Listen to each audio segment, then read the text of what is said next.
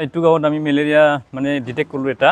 তাৰপিছত আমি মেলেৰিয়াৰ পৰা কেনেকৈ সাৰিব পাৰোঁ ইয়াৰ কাৰণে বিভিন্ন ধৰণৰ মানে এৱাৰনেছ কৰিলোঁ। আমি ITBN কৰিলোঁ, ব্লাড শ্লাইড কৰিলোঁ। তাৰপিছত আমি মানুহখিনিক লৈ এৱাৰনেছ কৰিলোঁ।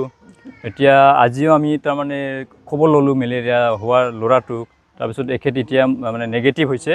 যিখিনি আমি প্ৰিকশ্যন ল'ব লাগে সেইখিনি লৈছোঁ আৰু যোৱা বছৰত মানে ইয়াতে এইটো গাঁৱত আশাৰ থ্ৰুৱেদি আমি মোটামুটি গোটেই ফেমিলিক এখন দুখন আঁঠুৱা মানে বিলাই দিছোঁ যোৱা বছৰ।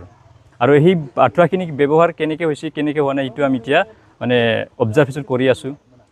ঠিকে পাইছোঁ, অবজাৰ্ভেশ্যন কৰি যিখিনি মানে আমি পাইছোঁ ভালেই পাইছোঁ। গাঁৱৰ মানুহখিনি তাৰমানে আঁঠুৱাটো টানি লৈছে। লেভেলত স্কুল লেভেল এৱাৰনেছ কৰিলোঁ, আজিও কৰিলোঁ, আগতেও কৰিছোঁ। এৱাৰনেছখিনি যিখিনি ল'ব লাগে আমি কৰি আছোঁ।